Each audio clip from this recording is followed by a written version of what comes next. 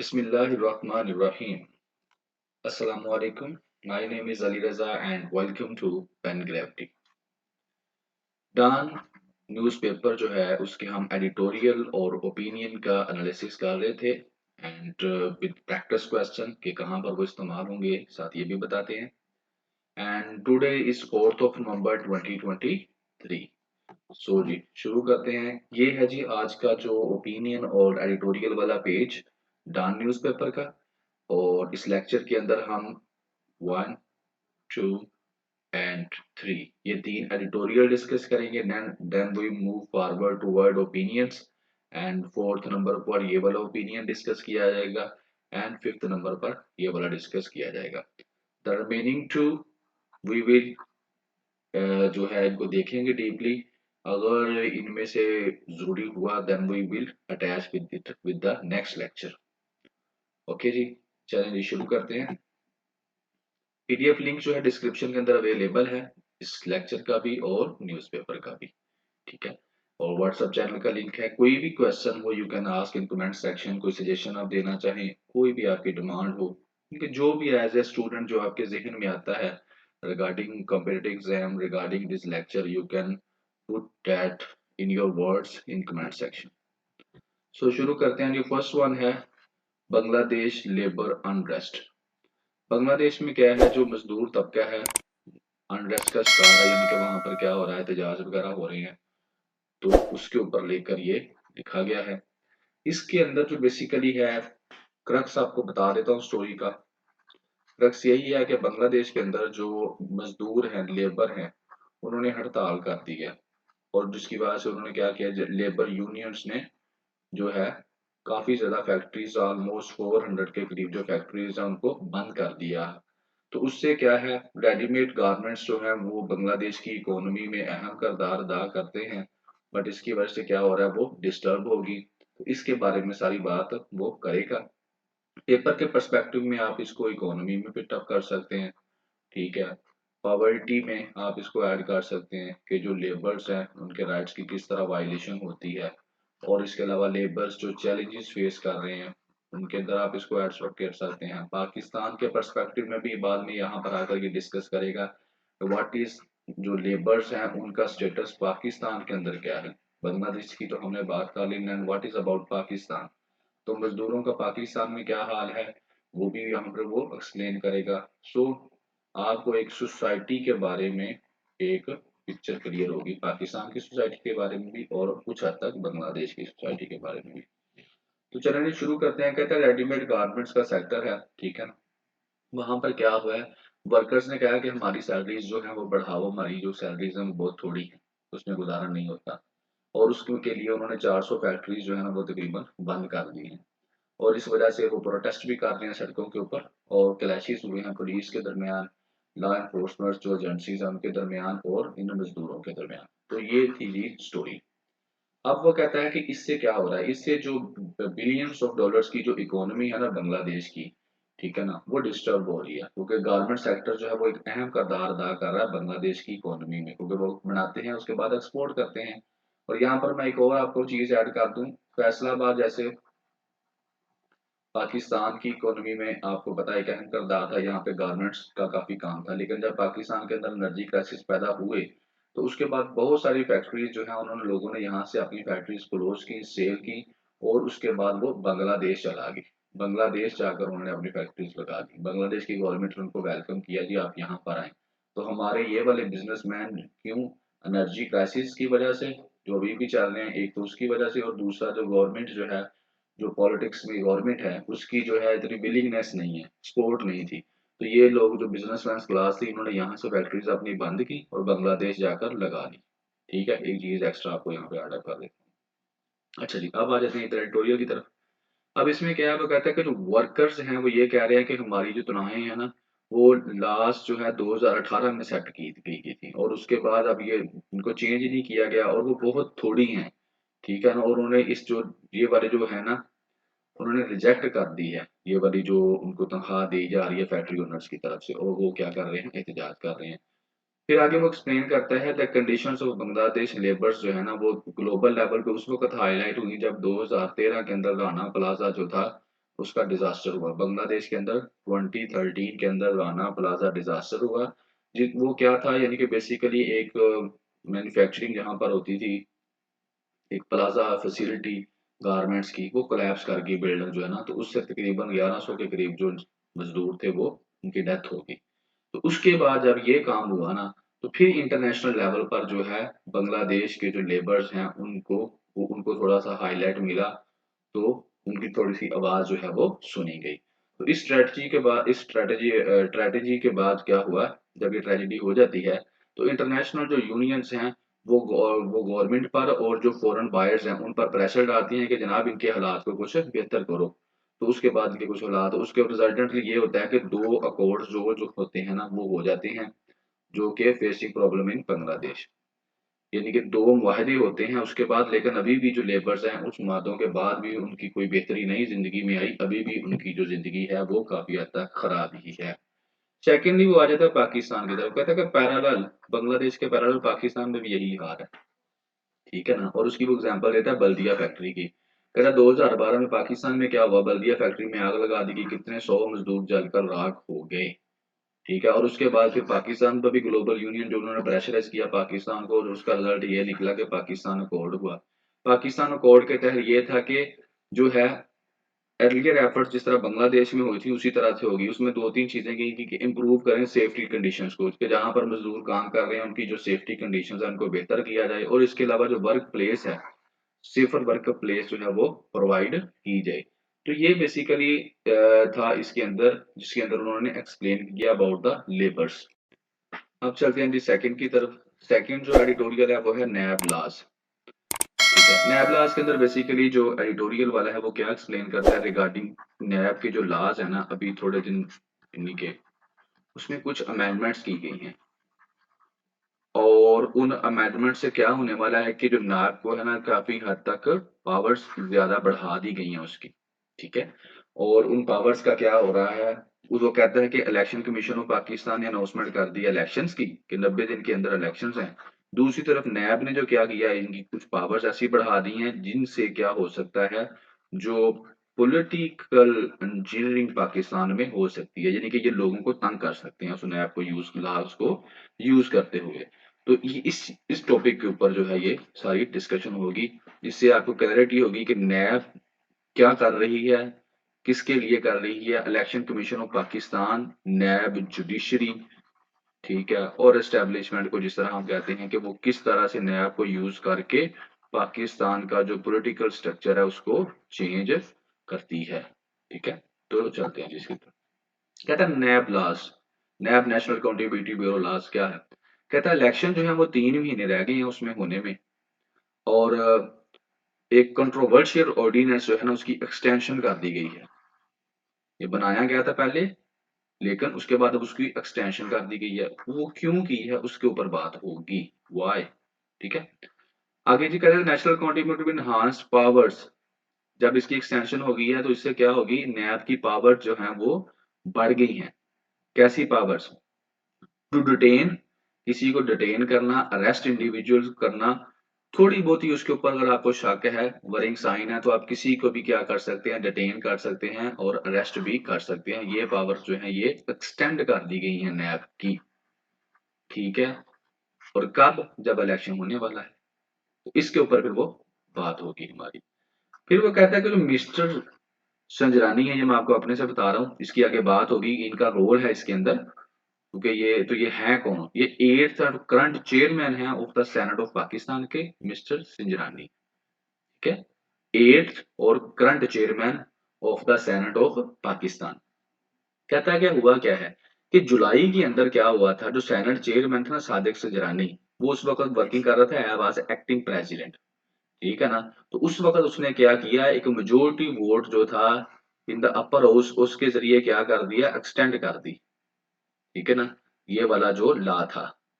अब एक दफा फिर दोबारा से यही जो है उसने अपना दफ्तर इस्तेमाल किया है और इस रेजोल्यूशन को डायरेक्टली वोट के लिए भेज दिया है, अपर हाउस में वोट के लिए भेज दिया, ना कि ये किया है कि वो क्या करे, एक रिव्यू कमेटी बनाए और उस कमेटी की रोशनी में वो कमेटी देखे कि क्या जो अभी recently supreme court judgement on previous amendments to the law जो उन्होंने किया है, उसके अंदर ये इसका क्या करना है, इसको भेजना है या नहीं भेजना? इसका मतलब ये मैं आपको बता देता हूँ। असल में हुआ ये, जब पीडीएम की आई ना गवर्नमेंट, तो पीडीएम की गवर्नमेंट ने किया क्या? उन्होंने किया अपने आप को बचाने के लिए, अपने केसेस खत्म करवाने के लिए नैब के अंदर ना कुछ अमेंडमेंट्स कर दी। कुछ अमेंडमेंट से इनको जो भी करप्ट बंदे थे ना, पाकिस्तान मुस्लिम लीग नवाज, दूसरे तीसरे जितने भी हैं, इन सबको सजाएं हो रही थी, इनके ऊपर एलिगेशन की इनकी इन्वेस्टिगेशन हो रही थी। इन्होंने उन लॉज को ही बदल दिया, नैब के लॉज को ही बदल दिया ताकि हम बच जाएं। इन्होंने लैब के लाश को बदल दिया, और बदल जब दिया तो उसके बाद इनके केसेस जो है वो खत्म हो गए। ठीक है, दूसरी तरफ जो पीटीआई का चेयरमैन है इमरान खान, उसने क्या कर दिया, इसके खिलाफ रिट दायर कर दी सुप्रीम कोर्ट में, पिटीशन दायर कर दी कि जनाब ये जो इन्होंने नैब के लाज बदले हैं, that is the violation of constitution, violation of human rights, और दूसरी चीजें जो भी उसने ऐड की कि ये बिल्कुल गलत हुआ है, ये नहीं होना चाहिए। जब उसने ये किया तो जो सुप्रीम कोर्ट थी ना, उसने जो जो लास्ट थे ना इनके, जो अमेंड किए थे, उसके ऊपर गौर फ़िक्र करना शुरू कर दिया। और जब गौर फ़िक्र करना शुरू कर दिया उसके ऊपर, और ये कहा कि ये लॉज़ जो हैं, ये अमेंड जो किए गए हैं, ये गलत किए गए हैं। तो उसके रिस्पॉन्स में क्या हुआ कि जो पार्लियामेंटेरियंस हैं ना पीडीएम के, उन्होंने सुप्रीम कोर्ट के खिलाफ क्या कर दिया, एक एक्ट लाने की कोशिश की जिसे कहते हैं supreme court practice and procedures act. कि सुप्रीम कोर्ट की पावर्स को जो है इतनी, उन्होंने कहा कि इसकी पावर ही कम कर दो, इतनी पावर कम कर दो कि इस तरह के मामलात के अंदर ये टांगे ना अड़ाए। तो ये है बीच में स्टोरी। अब उस चीज़ को ही वो लेके कह रहा है कि दोबारा से नैब के जो वो एक्सटेंशन तो मिल गई है, लेकिन अभी तक जो है ये लॉज़ जो थे, ये तो ऑलरेडी जो है ये अपना सुप्रीम कोर्ट की जजमेंट के ऊपर पड़े हुए हैं। ठीक है ना? तो ये कैसे कर दी आगे, फिर वही कहता है पीडीएम लेड गवर्नमेंट जो है नैब लॉ की अमेंडमेंट्स को है जो मैंने आपको बताया। ठीक है ना? तो ये पेंडिंग है। क्या supreme court practice and procedure acts के तहत ये जो लास्ट अमेंडमेंट है, कि अब ये कोशिश ये कर रहे हैं पार्लियामेंटेरियन कि ये जो supreme court practice and procedures act है, जिसके तहत हमने क्या कर दी हैं, जो चीफ जस्टिस है उसकी पावर्स को कम कर दिया है। ठीक है, इसको इस्तेमाल करते हुए ये जो एक्सटेंशन हमने दी है, इसको हम लीगल कवर दे दें, और अगर कोई इसके खिलाफ बोलता है, अगर ये जो नैब जो सुप्रीम कोर्ट करती है, तो वो कैंसिल ही हो जाए। ठीक है क्या जी? आगे चलें। आगे कहता है कि नैब लॉज में क्या है, तो why this and why no, अभी क्यों किया है, अभी एक्सटेंशन क्यों दी, पहले क्यों नहीं दे दी, अभी ऐसी क्या जो है ये इसमें परेशानी। तो सीधी सादा लफ्जों में बात करता हूँ, वो ये है कि इलेक्शन आने वाला है। ठीक है, और उन इलेक्शन को किसको कहाँ पे जिताना है, उसको इस्तेमाल किया जाएगा नैब को, लोगों को पकड़ने के लिए, डराने के लिए। और नैब को कौन हेड कर रहा है अभी, अभी आपकी आर्मी हेड कर रही है, आर्मी के हवाले ने आपको भी कर दिया, तो समझ तो आप सारी आ गई होगी आपको। When the Supreme Court has hinted that it is open re-examination of the law amendments case, कहते हैं कि जब सुप्रीम कोर्ट ने कहा है कि हम री एग्जामिन कर रहे हैं नैब की उन अमेंडमेंट्स को, उन अमेंडमेंट की केसेस को, मतलब कि नैब के जो लॉज को अमेंड किया गया था उसका केस पड़ा हुआ है सुप्रीम कोर्ट में, और हम उसको री एग्जामिन कर रहे हैं, तो फिर क्यों जनाब अली आपने ये काम कर दिया है, अभी तो वो वहां प्रोसेस में पड़ा है, तो इसकी क्यों जरूरत पड़ी? तो उसमें वो सादा सा कह रहा है कि हरास करने के लिए, पॉलिटिशियंस को तंग करने के लिए, ठीक है ना? तो ये काम करने के लिए इसकी जरूरत पड़ी, इसलिए इसको करवा दिया गया। The changes to the ordinance in the question made to the law were, अब इसमें क्या है जी? ये जब करवा दिया तो अब क्या होगा, अब नैब के पास क्या पावर्स आ गई हैं जी? Powers to detain a suspect, जो उनके साथ कोऑपरेट नहीं करेगा, जो उनकी बात नहीं मानेगा, उनको डिटेन कर सकती है। और इसके अलावा अरेस्ट का इंक्वायरी कर सकती है किसी के खिलाफ भी, अगर उसके ऊपर चार्जेस भी नहीं है, अगर कोई किसी को चार्जेस भी नहीं है, तो उनको शक भी होगा, तो फिर भी उसके ऊपर क्या कर सकते हैं, वो इंक्वायरी कर सकते हैं। ठीक है, और आगे वो कहता है कि फिजिकली रिमांड लोगों का ले सकते हैं, 14 दिन से लेकर 30 दिन तक जो है उसकी लिमिट भी बढ़ा दी गई है, यानी कि ज़्यादा टाइम तक उनको अपने रिमांड में रख सकते हैं। तो इस सारी बात करने का मकसद ये है कि जो नैब के लॉज़ जो है ना, वो क्या है, पॉलिटिकल इंजीनियरिंग की गई है। यानी कि अब election commission of Pakistan election करवाएगा, अब इलेक्शन में कौन कहाँ खेलेगा, कौन क्या करेगा, उस चीज़ को कंट्रोल करने के लिए नैब यूज़ करेगी। नैब को यूज किया जाएगा इस लॉ के तहत, और यूज कौन करेगा? एस्टेब्लिशमेंट करेगी। एस्टेब्लिशमेंट अपनी मर्जी का काम करवाएगी, किससे? नैब से। नैब इलेक्शनों में हेराफेरी करवाएगा और अपनी मर्जी के बंदे इनके जो है पावर में आएंगे, और इस तरह से पाकिस्तान का जो पावर स्ट्रक्चर है वो डिफाइन होगा कि who will be in power. होगी जी क्लियर बात, किस तरह पाकिस्तान को कंट्रोल करते हैं पॉलिटिकल। नंबर थर्ड आ गया क्लाइमेट फंडिंग। इसमें बेसिकली क्लाइमेट का जो इशू है उसके ऊपर डिस्कस किया जाएगा जी। क्लाइमेट क्राइसिस पाकिस्तान फेस करता है, हर साल पाकिस्तान में सैलाब आ जाता है, कुछ ना कुछ प्रॉब्लम्स आती हैं।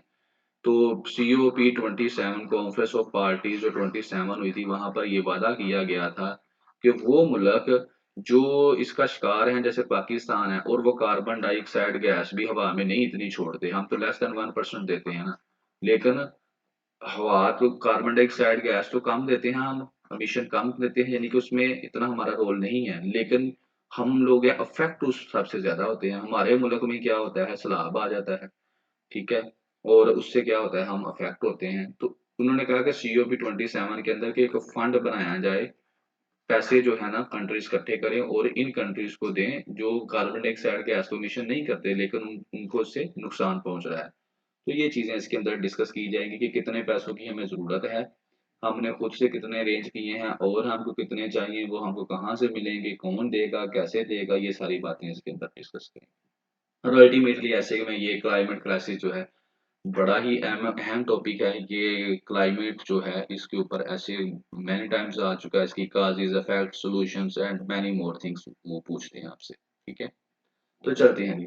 कहता है पाकिस्तान को $340 बिलियन की जरूरत है अगले 7 साल के लिए to tackle climate change and development challenges.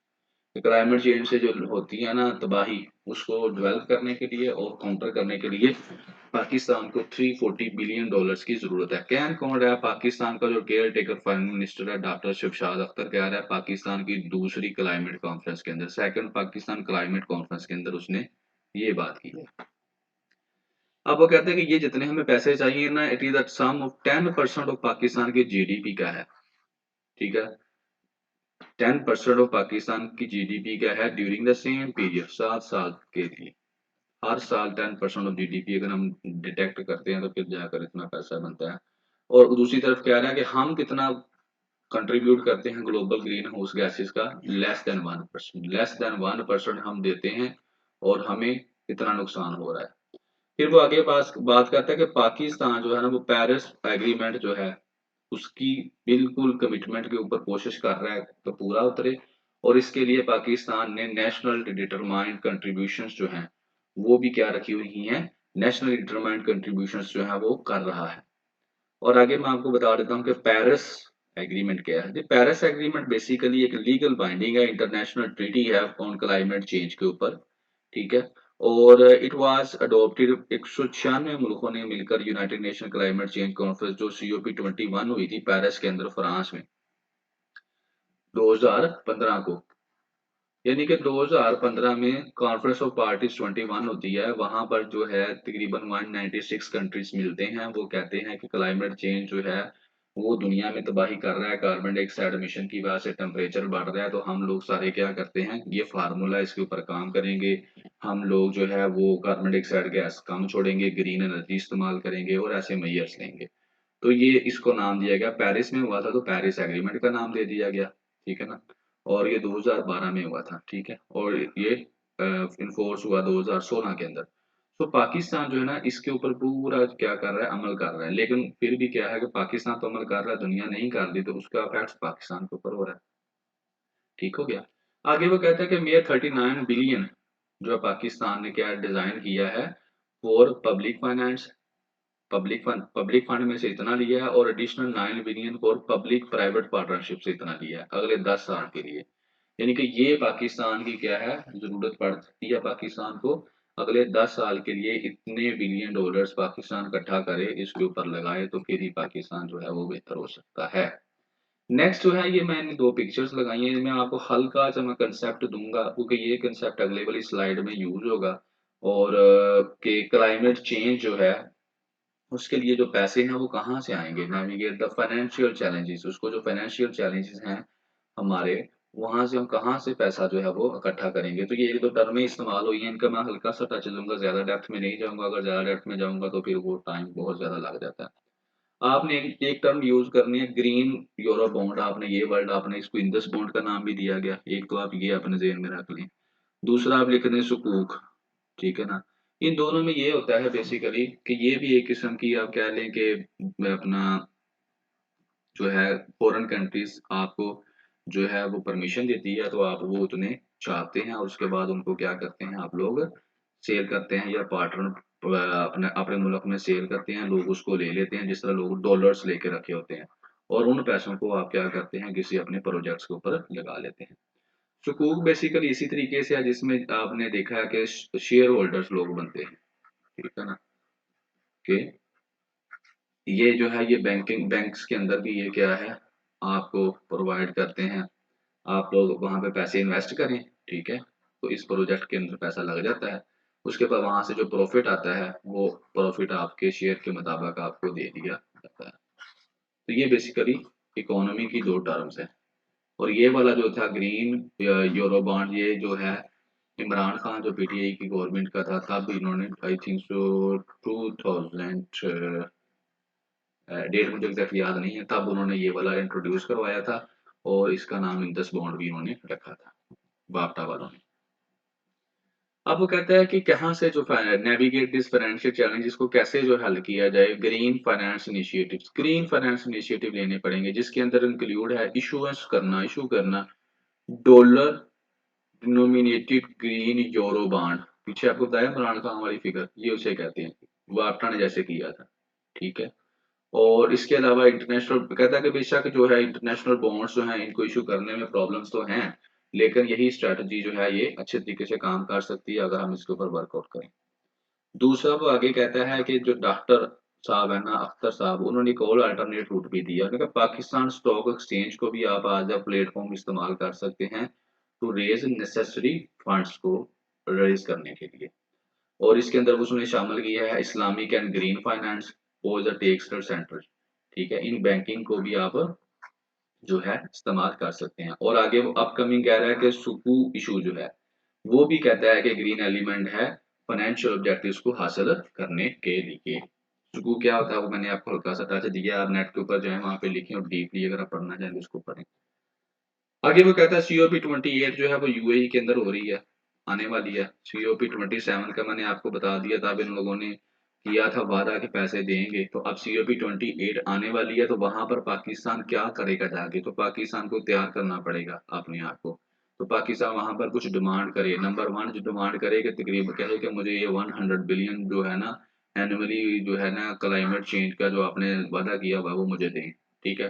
Number two पर पाकिस्तान कहे कि जो ये एक लॉस एंड डैमेज फंड था ना, आप लोगों ने कहा था हम बनाएंगे इस नाम से, और उसके अंदर जो कंट्रीज जो हैं जो जितनी ज्यादा कार्बन डाइऑक्साइड गैस छोड़ रही हैं वो उसके अंदर क्या करेंगी, पैसे जमा करवाएंगी।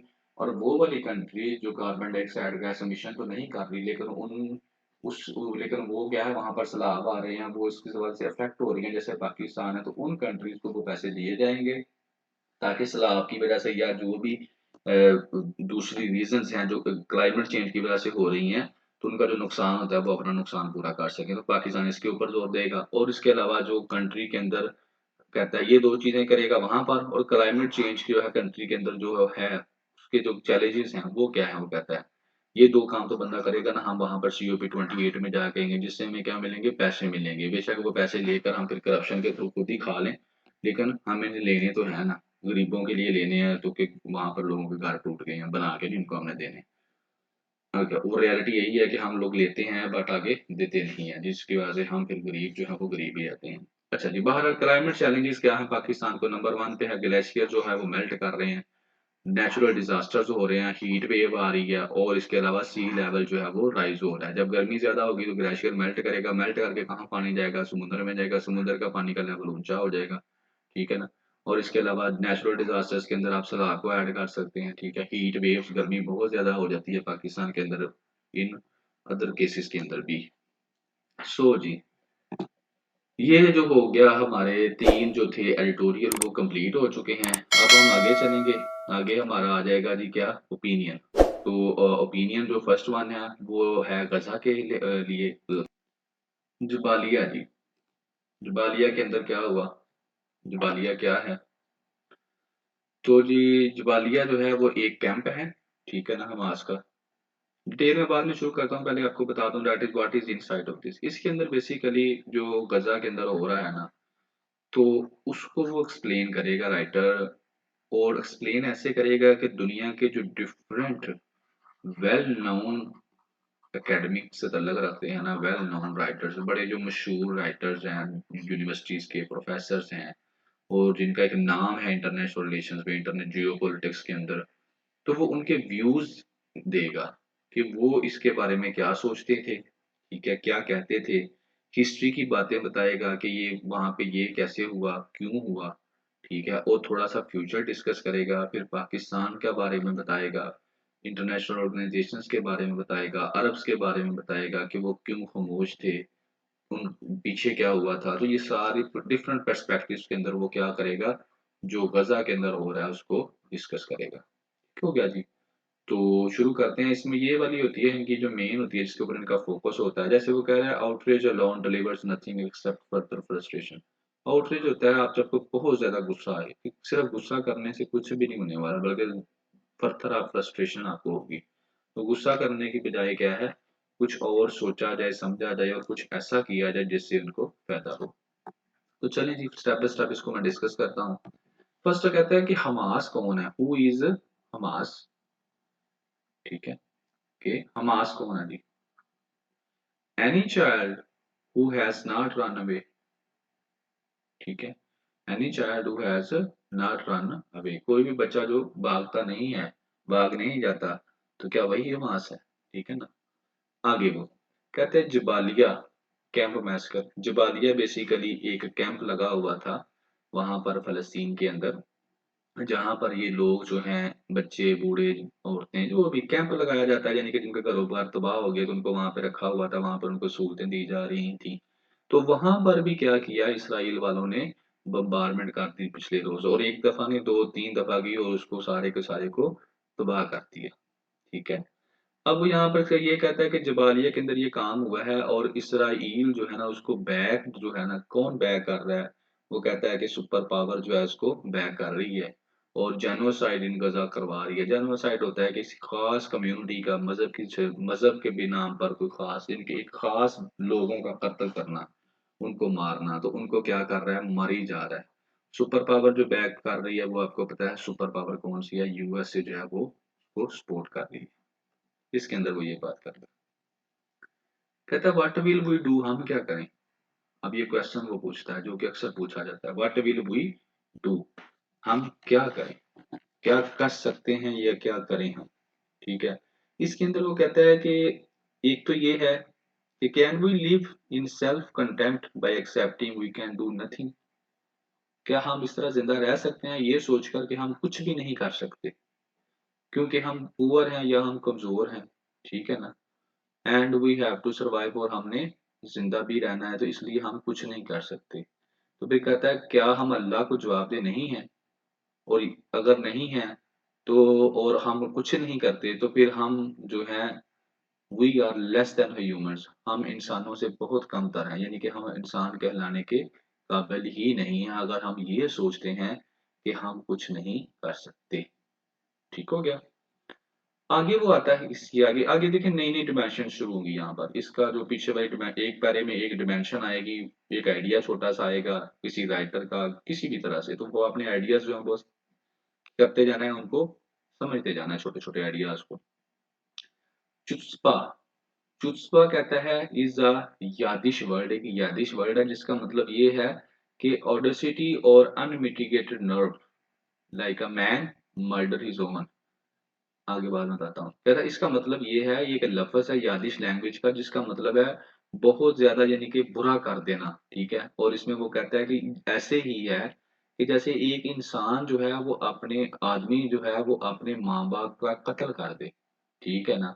और and ask the god to have mercy on an orphan, और ये कहे कि एक यतीम बच्चे पर, कोर्ट को ये कहे कि एक यतीम बच्चे पर तरस खाओ। ये नहीं कि एक आदमी जो है जो है वो खुद ही अपने वालिदैन का कत्ल कर दे और जब उसको कोर्ट में लेकर जाया जाए तो ये वो कोर्ट को ये कहे कि देखें जी मैं तो यतीम हूँ मुझ पर आप लोग कुछ तरस खाएं। तो इस तरह की जो है वो कहता है कि ये है एक सिचुएशन जिसके अंदर ये लफ्ज यूज किया जाता है। और कहता है यही वर्जन जो है, ठीक है ना, यही वाला जो वर्जन है ये हमें कहाँ पर लिखा देखने को मिल रहा है, इसराइल के अंदर। जहाँ पर क्या है कि इसराइल जो है जो विक्टिम्स हैं जो लड़ने के काबिल ही नहीं है उन्हीं को मारा जा रहा है, ठीक है ना। और उनको एक सेंचुरी से प्लान किया जा रहा था कि इनको हम लोगों ने मारना है और पिछले जो है हाफ सेंचुरी से वो क्या किया जा रहा है, अमल भी किया जा रहा है।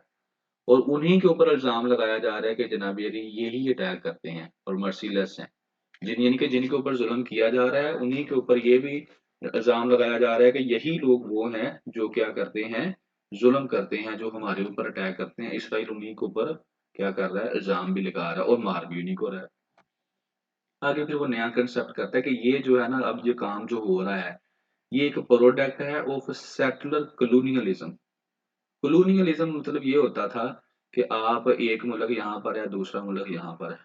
तो आप यहाँ से फ़ौजें लेकर जाते हैं, दूसरे मुल्क जैसे जो अंग्रेज़ थे वो इंडिया में आए थे, तो यहाँ की पॉपुलेशन को आप गुलाम बना लेते हैं और इनको फिर कंट्रोल करते हैं और आप लोगों का ये मुल्क पीछे है लेकिन यहाँ पर लोगों के ऊपर भी आप हुकूमत करते हैं, तो ये आपकी फिर कॉलोनी कहलाता है, ठीक है ना? तो सेटलर कॉलोनियलिज़्म क्या होता है, वो भी यही होता है कि आप लोग जाएँ, वहाँ पर ज़ुल्म-ओ-सितम करें और सेटल हो जाएँ वहाँ पर, तो ये इसको कहते हैं सेटलर। तो कहता है इसका केस क्या है, यूएसए और इसराइल जो है, इस केस को बड़े ही अच्छे तरीके से एक्सप्लेन करता है। और वो कैसे करता है, कहता है it has involved the effective elimination of the native population, कि वहाँ पर जो नेटिव वहाँ के रहने वाले लोग हैं, उनको क्या कर दिया जाए, निकाल दिया जाए, ठीक है? और फिर क्या है, enslavement of kidnapped and transported population, उनको क्या कर दिया जाए, जो इंस्लेवमेंट ऑफ किडनैप्ड जो गुलाम बनाए हुए हैं उनको गुलाम बना दिया जाए, उनको वहां से ट्रांसपोर्ट कर दिया जाए, ठीक है।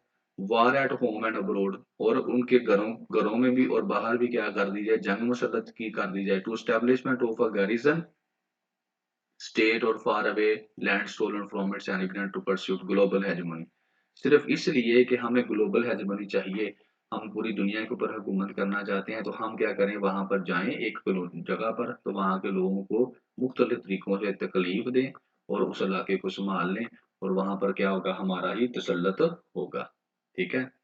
और इसके लिए क्या कर रहा है जी, hegemony, the construction of national narrative, इसके अलावा जो नेशनल नैरेटिव है, लोगों के नजरियात हैं, उनको भी वो चेंज कर रहा है, ठीक है ना? तो ये सारी चीज़ें इसके अंदर वो एक्सप्लेन करता है कि किस तरह से ये लोग जो हैं, जो इसराइल और यूएसए जो है वो दुनिया के अंदर दूसरी कॉलोनीज़ के अंदर जो है वो तबाही की तरफ ले लिए जा रहा है, कैपिटलिज़्म को प्रमोट कर रहा है, और उससे क्या हो रहा है, जो इंसानियत है वो खतरे में पड़ी हुई है, जिस तरह से जेनोसाइड ये करवा रहे हैं। नोम चॉम्स्की आगे एक बड़ा मशहूर राइटर है जी, उन्होंने 1948 में कहा था जेविश स्टेट ऑफ इसराइल, ठीक है ना? इसके बारे में। उसने इसके बारे में सादा-सा अल्फाज में ये कहा था कि असल में half of its original population जो है ना, who were Palestinian for citizenship in a state for sub decide. उसने ये कहा था कि ये यहाँ पर जो 50% से ज़्यादा जो थे ना, अभी जो वहाँ पर हैं फ़लस्तीनियन, मतलब के अपना इसराइली जो हैं वहाँ पर, वो क्या है, वहाँ पर सिटीज़न थे।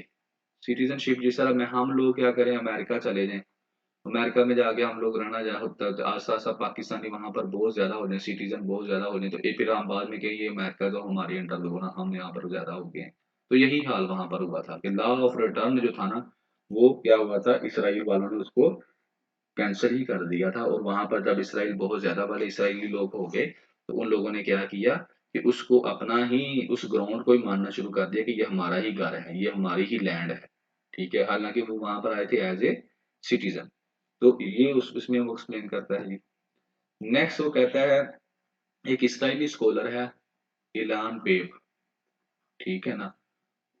उसने क्या एक्सप्लेन किया है, उसने नोटेड किया कि the notes that ever since 1967 से जो फ़लस्तीन है ना, वो गज़ा का, हैव फेस्ड कौन-कौन से ज़ुल्म वहाँ पर हो रहे हैं जी? Occupation, colonization, ethnic cleansing.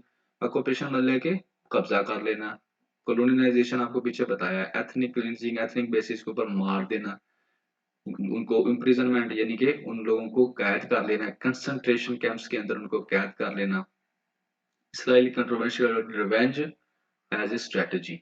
ठीक है ना। पहले क्या था, रिवेंज वो लोग लेते थे, वहां पर ये आइडियोलॉजी थी इसराइल की, रिवेंज उसको इस्तेमाल किया। लेकिन अब यही वाली जो रिवेंज वाली है ना, बदले वाली स्ट्रेटजी, ये ट्रांसलेट हो चुकी है इनटू जेनोसाइड। अब तो उन्होंने मर्डर करना शुरू कर दिया है। ठीक है ना। और वेस्ट कंट्रीज ने इसको एक्सेप्ट भी किया और सपोर्ट भी करती है। ये कौन कर रहा है जी, इसराइली स्कॉलर कह रहा है कि इसराइली स्कॉलर बता रहा है कि फलस्तीन में, गजा में 1967 से क्या चल रहा है, वहां पर लोगों के साथ क्या हो रहा है, और वेस्ट इसकी क्या कर रहा है, इसकी तस्दीक भी कर रहा है और एक्सेप्ट भी कर रहा है कि इसराइली बिल्कुल सही कह रहे हैं। आगे वो क्या बात करता है, the Palestinian of the West Bank. अब वो फ़लस्तीनियन, क्योंकि फ़लस्तीन कुछ इस तरह से है कि ऐसा है, अभी जो प्रेज़ेंटली है, तो इस साइड पे जो है, यहाँ पे जो स्ट्रिप है, ये गज़ा की स्ट्रिप है और यहाँ पर वेस्ट बैंक है। 2 हिस्सों में तक़सीम, बीच में सारी की सारी इसराइल का सारा इलाका उसने अपना बना लिया हुआ है। ठीक है, ये थोड़े 2 हिस्सों में तक़सीम हो चुका है। तो यहाँ पर वेस्ट बैंक के बारे में वो बात करता है कि बैंक सफ़र्ड अ नकबा। नकबा कहते हैं कैटास्ट्रोफ को, इन 1947 तो तबाही हो जाना, जो 1947 में हुई थी। उसके अंदर क्या करा, पॉप के यही जो था ना, पेप जो ऊपर राइटर है, उसके मुताबिक क्या, उसके मुताबिक क्या कहता है, क्या हुआ था, half the Palestinian population were expelled in 25 military operations। कि तकरीबन आधी जो पॉपुलेशन है उसको एक्सपेल कर दिया गया था 25 मिलिट्री ऑपरेशन के अंदर, और उसका नाम था प्लान डेलिट। ठीक है ना, प्लान डेलिट के तहत। अब ये प्लान डेलिट जो था, ये किसने किया था, वहां पर है एक हगाना, ये एक ज़ायोनिस्ट और टेररिस्ट ऑर्गेनाइजेशन है। ठीक है ना। और इसने जो है, और आज के दौर में ये जो ऑर्गेनाइजेशन है, ये इसराइल की मिलिट्री का भी हिस्सा है। ठीक है ना। और 1948 की वार से पहले भी उसकी मिलिट्री का, यानी कि ये काफी हद तक हिस्सा थी ये, यानी कि ये एक ग्रुप है, ज़ायोनिस्ट टेररिस्ट ऑर्गेनाइजेशन है, और ये इसका नाम है हगाना, और इसने यानी कि ये काम किया था। ठीक है। उसके बाद वो कहता है कि विद इन 6 मंथ्स, 6 माह के अंदर, within 6 month 531 Palestinian villages and 11 Palestinian urban neighbourhoods were destroyed. सिर्फ 6 माह के अंदर 531 फलस्तीनियों के जो गांव हैं वो, और 11 फलस्तीनियों के अर्बन, अर्बन यानी कि जिसको हम कहते हैं थोड़ा कस्बा टाइप इलाका, वो सब को क्या कर दिया गया, तबाह कर दिया गया। और ह्यूमैनिटी के खिलाफ ये एक बहुत ज्यादा क्या था, क्राइम था। अब आगे वो बात करता है कि इसराइल की बेसिकली पॉलिसी क्या है, उसकी पॉलिसी ये है कि पहले तो ये थी कि ग्रेजुअली उन्होंने कहा था कि हम आहिस्ता-आहिस्ता बढ़ाएँगे, लेकिन अब उन्होंने स्पीड के साथ जेनोसाइड को क्या किया है, प्रमोट किया है।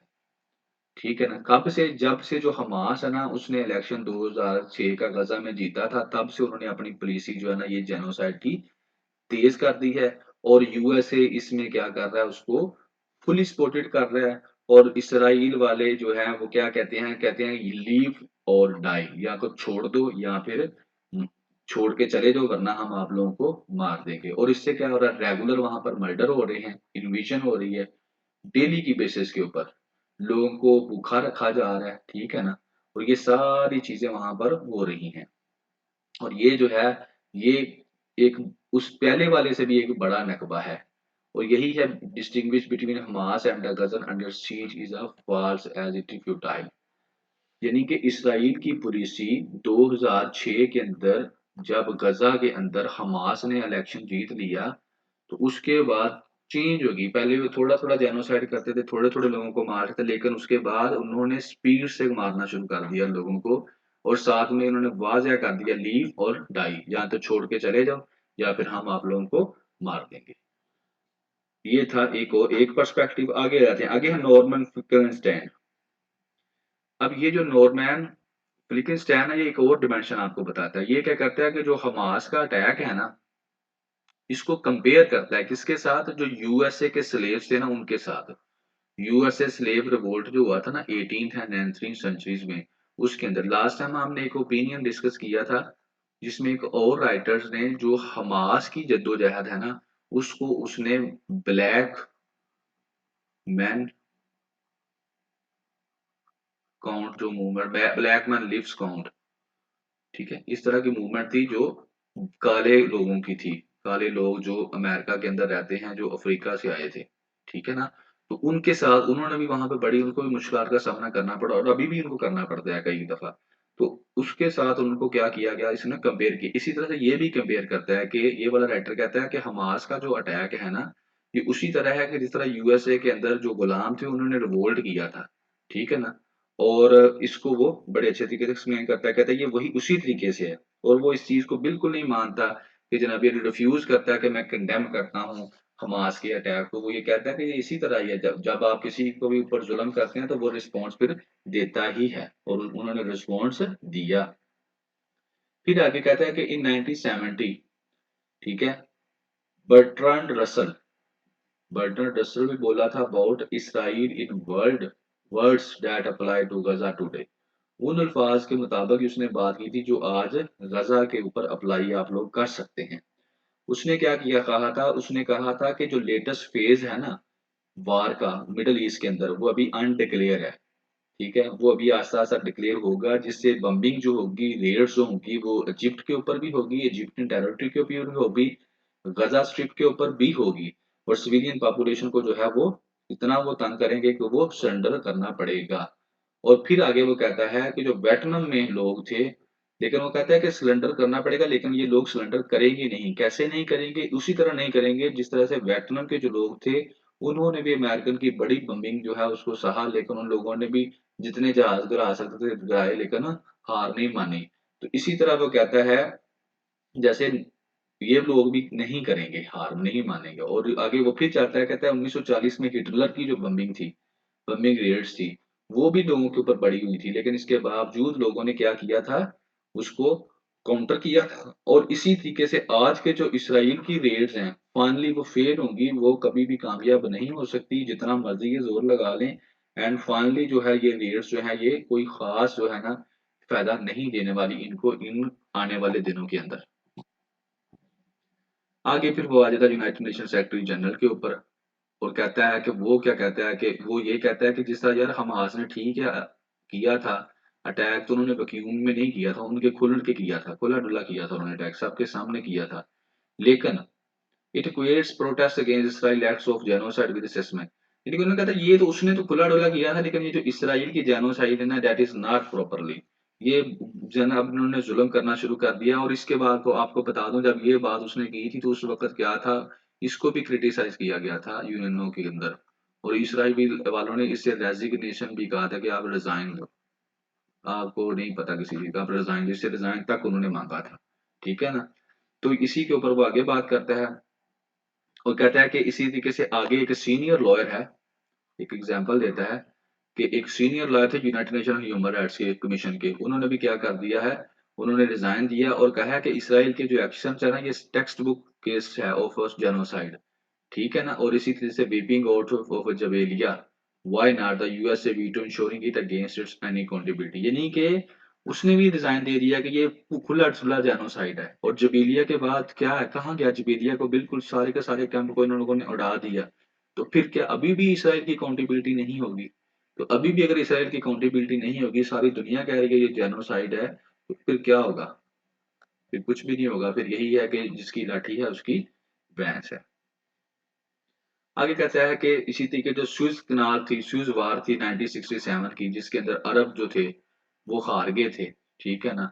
और जो सियानी जो था इसी तरीके हार गए थे, और इस तरह से इसराइल जो था वो ग्लोबल हेजमन, इसराइल यूएसए ने उस क्या किया था, इसराइल को इस्तेमाल किया था ग्लोबल हेजमनी के लिए। और 1956 के अंदर जो प्रेसिडेंट थे हाइज़नहोवर, उन्होंने इसराइल को ऑर्डर दिया था कि यार, ये सिनाई जो है वो इजिप्ट का हिस्सा है, तो इसके ऊपर इसने कब्जा कर लिया था इसराइल ने। तो उसने कहा था यार ये तुम लोग वापस कर दो, तो इन लोगों ने उसको वापस कर दिया था। लेकिन और आज भी जो है उस वजह से, यानी कि इसकी हेgemony बहुत ज़्यादा बढ़ चुकी है, जो अरब स्टेट्स हैं वो आज भी इसके आगे कुछ भी नहीं बोल पाती, ठीक है? ये इसके अंदर वो बताता है। आगे कहता है but outright delivers nothing accept further frustration. फिर वो वहीं पे आ जाता है कि जनाब अली सिर्फ और सिर्फ गुस्सा करने से कुछ नहीं होने वाला, सिर्फ फ्रस्ट्रेशन ही बढ़ेगी। तो क्या किया जाए, इसको ट्रांसलेट किया जाए, ये जो अपना है आपकी फ्रस्ट्रेशन है, गुस्सा है, इसको ट्रांसलेट किया जाए, ठीक है ना। इसमें एम्पावरिंग पॉलिसीज, अपनी पॉलिसीज को बेहतर बनाया जाए और सक्सेसफुल आउटकम्स लेने के लिए। लेकिन वो कहता है जो रूलिंग एलीट है वो उसको डर लगता है कि अगर हम अपोज करेंगे ना सच एम्पावरमेंट एंड आउटकम्स को तो वो हमारे लिए बेहतर नहीं होगी। या वो ये कहता है कि गुस्सा करने से कुछ नहीं होने वाला, आप वो फ्रस्ट्रेट होंगे, आपको चाहिए कि आप अपनी पॉलिसीज पर गौर करें और उन पॉलिसीज को बेहतर करें। लेकिन कहते हैं कि जो लीड क्लास है ना वो इसके ऊपर भी कोई इतना खास आपको रिस्पॉन्स नहीं देने वाली। Pakistan and the world are at a critical cross road. कहता दुनिया और जो पाकिस्तान है अब उनको भी समझ नहीं आ रही कि क्या किया जाए, किसकी तरफ जो है ना हम जाएं, किसकी तरफ हम ना जाएं। तो आगे वो कहता है कि जो ग्लोबल है ना वो सम जीरो गेम की तरफ आ रहा है instead of coming together as save humans. हर बंदे सम जीरो होता है कि अपने नुकसानात को देखना कि ओवरऑल मुझे क्या बचत होने वाली है, ना कि ये देख रहे हैं कि जो इनोसेंट लोग हैं उनको मारा जा रहा है।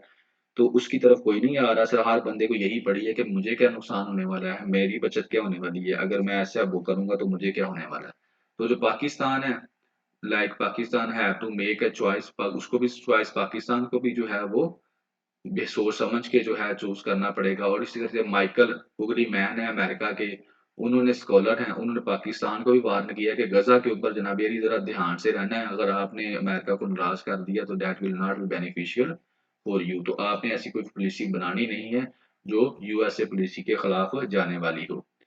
तो आगे वो कहता है कि पाकिस्तान की जो रिस्पॉन्सिबल क्लासेस है ना वो अपनी तरफ से बड़ी स्मार्ट बन रही हैं कि हम ना कोई ऐसा फैसला करें जिससे लाठी भी टूट जाए, भैंस भी मर जाए, किसान भी मर जाए, लाठी भी ना टूटे, ठीक है ना। लेकिन ऐसा होने वाला नहीं है, बल्कि ऐसा फैसला वो कहता है और ज्यादा जो है पाकिस्तान को नुकसान पहुंचाने वाला है। सो जी जबेलिया ये था, इसके अंदर उसने मुख्तलिफ पर्सपेक्टिव्स में मुख्तलिफ राइटर्स की बातें की, इसलिए ये बातें थोड़ी सी ये थी कि कनेक्टेड नहीं थी पैराग्राफ्स ना।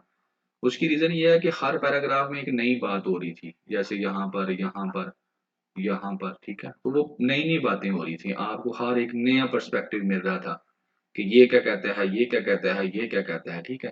तो इसलिए वो कनेक्टेड चीज़ें नहीं थी। बहरहाल ये था जबेलिया फ़लस्तीन के बारे में जो आया था। आगे है जी क्रिमिनलाइज्ड राइट्स। कहता civil liberties of some of citizens have been quietly taken away. ये जी थोड़ा-सा अच्छा बहुत अच्छा लिखा है उसमें एंड इसमें आपको बड़ी प्यारी एक चीज़ मिलेगी। क्रक्स आपको बता देता हूँ। क्रक्स इसमें बल्कि क्रक्स ही है सारे का सारा, ज़्यादा नहीं है। इसमें यही वो कहता है कि जो रिटायर पहले तो था जो सर्विंग है ना, सर्विंग कौन? सर्विंग आपके सिविल सर्विस गवर्नमेंट की जॉब जो करते हैं और आर्म्ड फोर्सेस के जो बंदे हैं, वो पॉलिटिक्स में हिस्सा नहीं ले सकते। ठीक है? ये क्या है, कौन कह रहा है? कॉन्स्टिट्यूशन कह रहा है। ठीक है? लेकिन अब इन्होंने नया रूल बना दिया है कि जो रिटायर्ड हैं, सिविल वाले 2 साल के लिए और आर्मी वाले 5 साल के लिए, ये भी नहीं कर सकते। 5 साल तक ये भी नहीं, रिटायर वाले भी नहीं ले सकते। कहता है फिर ये 2 साल के बाद जो आर्म फोर्सेस आर्म यानी कि सिविल सर्वेंट्स हैं, ब्यूरोक्रेट्स हैं, वो 2 साल के बाद कर सकते हैं उसमें अपना पॉलिटिक्स में शमूलियत, और जो सिविल फोर्सेस वाले हैं, वो 5 साल के बाद कर सकते हैं। तो इसके ऊपर वो कहता है कि ये जो है ये वायलेशन है किसकी? राइट्स की। ये नहीं होना चाहिए। और फिर अगर ये फोर्सेस वाले ये करते हैं, तो फिर इनको सज़ा दी जाएगी। इनको इनको पेंशन की सज़ा दी जाएगी और जो फोर्सेस वाले हैं, इनको क्या किया जाएगा? पेंशन की भी सज़ा दी जाएगी, इम्प्रिज़नमेंट भी की जाएगी इनकी। तो कहता है ये तो बिल्कुल ही गलत है और इसके ऊपर कोई बात भी नहीं कर रहा। तो इसके ऊपर है इसका सारे का सारा ओपिनियन। इसको मैं जनरल साहब का वो बताता हूँ कि कहते हैं कि जो पॉलिटिकल पार्टीज़ हैं अ, कोई भी जो पाकिस्तानी वो पॉलिटिकल पार्टीज़ का मेंबर बन सकता है और पॉलिटिक्स के अंदर हिस्सा ले सकता है। ये कॉन्स्टिट्यूशन के तहत क्या है, उसका फंडामेंटल राइट है। ठीक है ना? लेकिन लीगल रिस्ट्रिक्शंस हैं, किनके ऊपर? जो सिविल सर्वेंट्स हैं, ठीक है ना? लीगल रिस्ट्रिक्शंस किनके ऊपर हैं? जो लीगल रिस्ट्रिक्शंस किसके ऊपर हैं? जो सिविल सर्वेंट्स हैं, ठीक है? या फिर जो कमीशन ऑफिसर हैं जिन्होंने ओथ लिया हुआ है आर्मी वाले कि हम जो है पॉलिटिक्स के अंदर हिस्सा नहीं लेंगे, और इसका जो वजह थी वो क्या थी कि वो ड्यूटी अपनी ध्यान से करें और जो है बेहतर परफॉर्म करें। और सबसे बड़ी बात जो है उनकी जो पावर्स हैं उसकी उनकी पावर्स की वजह से जो ऑब्जेक्टिव जो था कि उनकी पावर्स की वजह से सिविल सर्वेंट्स की और मिलिट्री पर्सनल की जो पावर थी, उसकी वजह से इन्फ्लुएंस ना हो सके पॉलिटिक्स के ऊपर, इलेक्शंस के ऊपर और ultimately power enjoying with in the state. यानी कि ये इन लोगों की जो पावर्स हैं, उससे साफ-शफ़ाफ इलेक्शन करवाने में नुकसान ना हो, साफ-शफ़ाफ इलेक्शन हो। तो इस वजह से इनको रोका हुआ है कि ये हिस्सा नहीं ले सकते। ठीक हो गया? आगे आ जाओ जी। आगे वो कहता है, यही काम अब रिटायर्ड बंदों के लिए भी उन्होंने कर दिया है। ठीक है ना? रिटायर्ड जो सिविल सर्वेंट्स हैं, उनके लिए भी यही काम कर दिया गया है कि वो भी नहीं ले सकेंगे। पहले तो ये हाज़िर सर्विस, अब वो भी नहीं ले सकेंगे। 5 ईयर्स तक नहीं ले सकेंगे और 2 ईयर्स तक। 2 ईयर्स तक जो ब्यूरोक्रेट्स हैं, सिविल सर्वेंट्स हैं, 5 ईयर्स तक जो आर्म्ड फोर्सेस हैं, फौजी हैं, पुलिस वाले हैं, वो 5 साल तक नहीं ले सकेंगे या कोई भी जो सेंसिटिव सर्विसेज़ कर रहे हैं, वो वाले नहीं कर सकेंगे। लेकिन अगर कहते हैं कोई लेगा तो फिर उसको क्या करेगी, पेनल्टीज़ भी पड़ेगी और वो पेनल्टीज़ आई थिंक सो इधर इसने डिस्कस किया बहरहाल। पेनल्टीज़ में क्या है, जिसकी पेंशन है, ठीक है ना? रिटायरमेंट कंपनसेशंस हैं, वो जो है वो नहीं जिसको मिलेगी, किसको? जो सिविल सर्वेंट होगा। और आर्मी वालों ने तो माशाल्लाह अपना जो है ना सेक्शन 26 बी वो ही क्या कर दिया, इंसर्ट कर दिया किसके अंदर? आर्मी एक्ट के अंदर, सेक्शन 26 बी।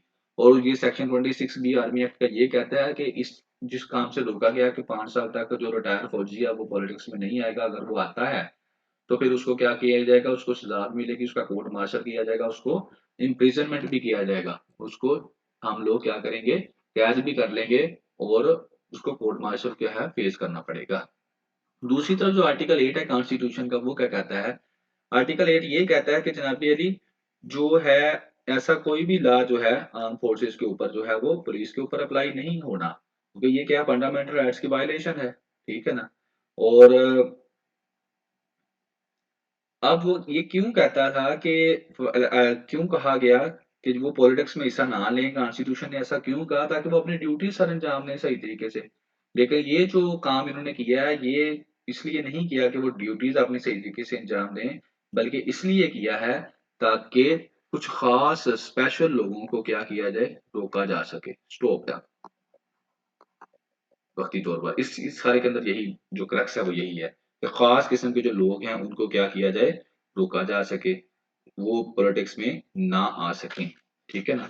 और एक वो और बात करता है कि जनाब, आप लोगों ने लॉज़ बना दिए हैं, उनके लिए जो रिटायर हैं, लेकिन जो हाज़िर हैं, वो जब चाहते हैं आ जाते हैं आर्मी वाले, उनको आप रोके ना। जो कॉन्स्टिट्यूशन कहता है, कॉन्स्टिट्यूशन ये कहता है कि नहीं आएँगे और वो आ जाते हैं, तो आप इसको रोके ना पहले, उनको ना आने दें और जो आता है उसको सज़ा दें। इसके ऊपर कोई बंदा बात नहीं करता, जो हाज़िर सर्विस है उनको कोई कंट्रोल नहीं करता, ठीक है? और जो रिटायर हो चुके हैं उनके ऊपर आपका फ़ोकस सारे का सारा उनके ऊपर है, तो ये तो गलत बात होगी ना।